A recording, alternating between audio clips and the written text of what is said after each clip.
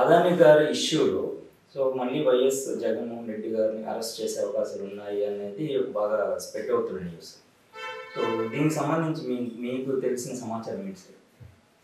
అంటే ఇందులో యాక్చువల్గా జరిగిన విషయం ఏంటంటే మన భారతదేశంలో solar energy corporation of India అని ఉంటుంది, సెకి. వాళ్ళు ఏం చేస్తారంటే ఈ దేశంలో సోలార్ పవరు, విండ్ పవరు, ఇటువంటి వాటిలన్నింటినీ కూడా these are all renewable energy sources ఏవైతే ఉన్నాయి వాటి కోసం టెండర్స్ పిలుస్తారు. అంటే ఎవరెవరు సప్లై చేయగలరు, ఆ టెండర్ సప్లై చేసిన వాళ్ళతో వాళ్ళు ఫైనల్గా ఇవి చేసి నెగోషియేషన్ చేసి ఫైనల్గా ఒక యూనిట్ ఇంతకి ఇవ్వడానికి ఈ కంపెనీ సిద్ధంగా ఉంది అని చెప్తారు. అప్పుడు ఏముందంటే నేను ఫర్ ఎగ్జాంపుల్ ఆంధ్రప్రదేశ్ రాష్ట్రం నుంచి నాకు ఒక 700 మెగావాట్లు కావాలి కాబట్టి అప్పుడు నేను అగ్రిమెంట్ చేసుకుంటాను. అంటే మొదటిది పవర్ పర్చేసింగ్ అగ్రిమెంట్ అంట, ఇది power sharing agreement, power sale agreement. కాబట్టి నేను వాళ్ళతో సేల్ చేసుకుంటే నాకు ఒక యూనిట్కి ఇంత వస్తుందని తెలుస్తుంది. కానీ ఇప్పుడు జరిగిన విషయం ఏంటంటే సెకి వాళ్ళు, solar energy corporation of India వాళ్ళు ఎవరి డిమాండ్స్, ఎందుకంటే రాష్ట్ర ప్రభుత్వాలు కూడా డైరెక్ట్గా ఫ్లోట్ చేయొచ్చు, మాకు 1000 మెగావాట్లు కావాలి మీరు డైరెక్ట్గా మాకు అప్లై చేయండి, అది కూడా చేయొచ్చు.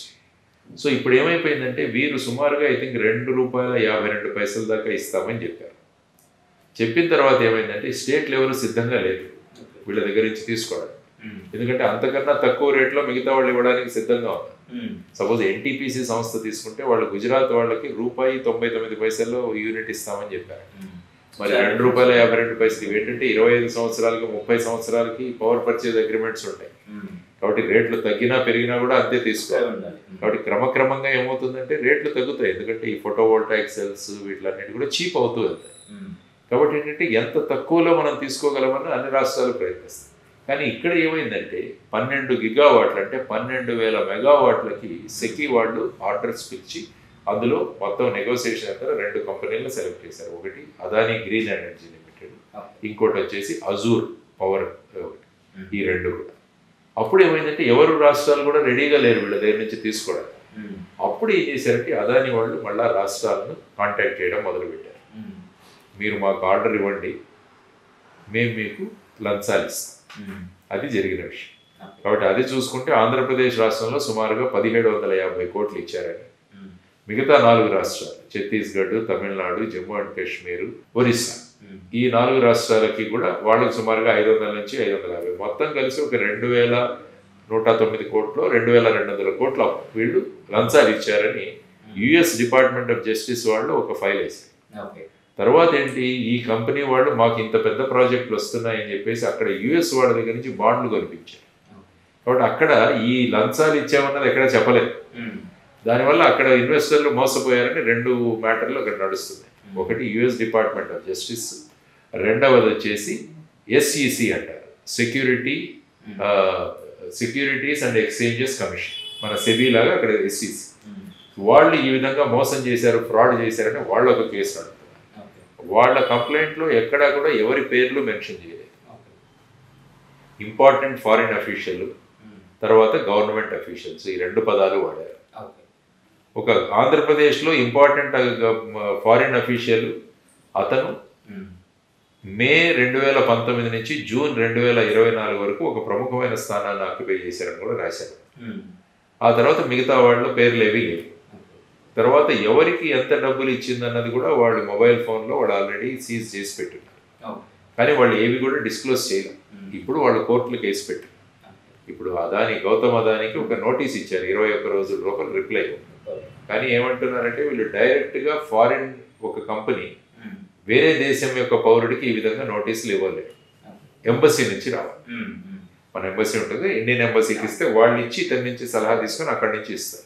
కాబట్టి ఆ విధంగా ప్రస్తుతం నడుస్తాం. సో ఇప్పుడు మన రాష్ట్ర ప్రభుత్వం, కేంద్ర ప్రభుత్వం ఏం చేయబోతుంది అన్నది కూడా ఇప్పుడు మీరు పార్లమెంట్ చూసుకుంటే మన సోమవారం సమావేశం అది గొడవతో మొదలైంది. సో ఈ అదానీ కేసులో మీరు జాయింట్ పార్లమెంటరీ కమిటీ ఏర్పాటు చేయమని గందరగోళం చేశారు, దాన్ని అడ్మిట్ చేశారు. ఈరోజు రాజ్యాంగ దినోత్సవం కాబట్టి ఈరోజు పార్లమెంట్ లేదు, రేపు మళ్ళా మొదలవుతుంది. కాబట్టి ప్రతిపక్షాలన్నీ కూడా జేపీసీ కోసం ముందే వాళ్ళు పట్టుబట్టారు. ఇంతకుముందు హిండన్బర్గ్ అని ఒకతను రిపోర్ట్ ఇచ్చాడు. ఆ రిపోర్ట్ అప్పుడు కూడా చాలా దుమారం చెలరేగింది పార్లమెంట్. అప్పుడు కూడా మీరు కమిటీ ఏర్పాటు చేయకుండా ఫైనల్గా అది సుప్రీంకోర్టుకి వెళ్ళింది, సుప్రీంకోర్టు అదేమీ లేదని చెప్పి. కానీ ఇప్పుడు ప్రస్తుతం యుఎస్ డిపార్ట్మెంట్ ఆఫ్ జస్టిస్, ఎస్సీసీ ఈ విషయాలు బయటికి తీసుకొచ్చాయి కాబట్టి మరి ఇప్పుడు ఏం చేస్తారు? ఈరోజు చూస్తే రేవంత్ రెడ్డి గారు మాకు స్కిల్ డెవలప్మెంట్ యూనివర్సిటీకి 100 కోట్ల రూపాయలు అదాని ఇచ్చిన వాళ్ళు ఇస్తామని చెప్పారు, అది మేము రిటర్న్ చేస్తున్నాం అన్నారు. సో మరి ఇక్కడ ఆంధ్రప్రదేశ్లో తీసుకుంటే కృష్ణపట్నం పోర్టు అదానికి వెళ్ళింది, గంగవరం పోర్టు అదాని తీసుకున్నాం, తర్వాత వైజాగ్లో ఒక డేటా సెంటర్ పెద్దది పెడతానని అన్నారు. ఇప్పుడు చూసుకుంటే ఈ power purchase agreements, power sale agreements అక్కడ కూడా ఈ లంచాలు పెట్టారు. మరి ఏం చేస్తారు ఇప్పుడు? వీటిని క్యాన్సిల్ చేస్తారా లేకుంటే ఏం చేస్తారు అన్నది కూడా ఒక ప్రధానమైన అంశం. కాబట్టి ఈ విషయాల్లో ఉంది ఫైనల్. కాబట్టి రేపు ఆ యుఎస్ వాళ్ళు ఎవరెవరు ఇన్వాల్వ్ అయి ఉన్నారని చెప్తే డైరెక్ట్గా యుఎస్ వాళ్ళకి ఇక్కడ యాక్షన్ తీసుకోవడానికి అవకాశం ఉంటుంది. వాళ్ళు ఏం చేశారంటే ఇక్కడ ఎవరైతే డబ్బులు చేశారో వాళ్ళని మేము అరెస్ట్ చేయాలంటే వాళ్ళు ఎక్స్ట్రాడిషన్ చేయాలి. అంటే ఈ దేశం నుంచి వాళ్ళని అక్కడికి తీసుకెళ్ళాలి. ఇప్పుడు మనం ఎలాగైతే నీరవ్ మోడీ, మేహుల్ చోక్సీ, విజయ్ మాల్యా వీళ్ళ కోసం మనం ప్రయత్నిస్తాం, అదేవిధంగా వాళ్ళు ఇక్కడి కోర్టుల ద్వారా వీళ్ళని అక్కడికి తీసుకెళ్ళారు. ఆ అగ్రిమెంట్ ఉంది మన దగ్గర, ఎక్స్ట్రాడిషన్ ట్రీటీ అమెరికాకు భారతదేశానికి ఉంది. కాబట్టి వాళ్ళు ఇంట్రెస్టెడ్ ఉంటే వాళ్ళు ఇక్కడ కోర్టులో అప్లై చేసి వీళ్ళని అక్కడికి తీసుకెళ్ళచ్చు, మన గవర్నమెంట్ సంబంధిత. సో ఈ విధంగా ముందు ఏ విధమైన చర్యలు జరుగుతాయి అన్నది కూడా చూడాల్సిన అంశం. కాబట్టి ఇందులో ఎవరి పేర్లు రాలేదు, స్పెక్యులేషన్లో నడుస్తున్నాయి. వీరికి ఇచ్చారు, వీరికి ఇచ్చారు, వీరికి ఇచ్చారు.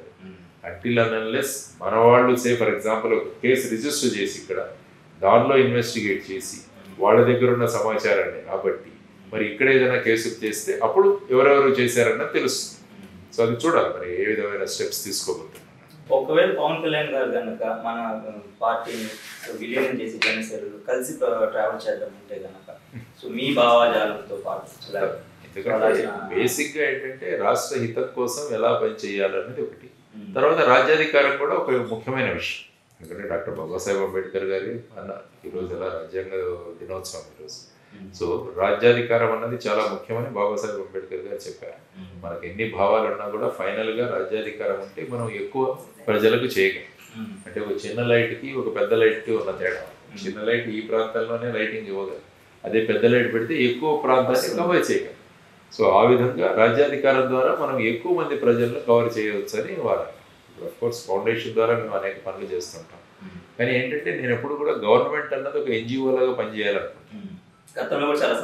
చెప్పాను, ఎందుకంటే గవర్నమెంట్ కనుక ఎన్జిఓ లాగా పనిచేస్తే ఇక ఎన్జిఓల అవసరం ఉండదు. ఆర్ గవర్నమెంట్ పనులు కొన్ని వీళ్ళకి ఇచ్చేయచ్చు, మీరు చేయండి అని చెప్పేసి. ఎందుకంటే ప్రతి చోట గవర్నమెంట్ వచ్చేసరికి ఏమవుతుందంటే అక్కడ రకరకాల వ్యక్తులు ఉంటారు, పనులు చేసేవాళ్ళు, లంచాలు తినేవాళ్ళు ఉంటారు, అవినీతి చేసేవాళ్ళు ఉంటారు, ఈ ఫండ్స్ అన్నీ కూడా తినేసేవాళ్ళు ఉంటారు. దానివల్ల ఏంటంటే ఎప్పుడు కూడా థర్డ్ పార్టీ ఆడిట్ అన్నది ఉండాలని నేను ఎప్పుడు చెప్తాను. ఇప్పుడు ఫర్ ఎగ్జాంపుల్ గ్రామాల్లో చాలా మంది రిటైర్డ్ వాళ్ళు ఉంటారు, వీళ్ళందరినీ ఒక చిన్న కమిటీ ఏర్పాటు చేయండి. వాళ్ళు వెళ్ళి రోజు స్కూల్ విజిట్ చేస్తారు, హాస్పిటల్ విజిట్ చేస్తారు, ఇంకా పబ్లిక్ ఫెసిలిటీస్ అన్ని విజిట్ చేసి వాళ్ళ రిపోర్ట్ ఇస్తారు గవర్నమెంట్.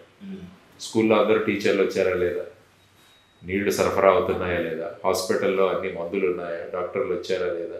వీటి కోసం మీరు మళ్ళా ప్రభుత్వంలో ఉన్న వాళ్ళ మీదే ఆధారపడితే మీకు కరెక్ట్ రిపోర్ట్స్ రావు, ఎందుకంటే వాళ్ళు కరెక్ట్గా వాళ్ళకు సపోర్టింగ్గానే మాట్లాడతారు. అలా కాకుండా ఎప్పుడు కూడా థర్డ్ పార్టీ ఆడిట్ అన్నది ఒకటి జరగాలి. సో ఇలాంటివి ఏర్పాటు చేసుకుంటే ఏమవుతుంది, ఈ ప్రభుత్వం అన్నది తర్వాత ప్రజా వ్యవస్థ అన్నది ఏమవుతుందంటే ప్రజాభిముఖంగా జరుగుతుంది. కాబట్టి ఇలాంటి చిన్న చిన్న విషయాలు మనం చేసుకుంటూ వెళ్ళొచ్చు, అవి చేయాలి ప్రభుత్వాలు ఎప్పుడు కూడా.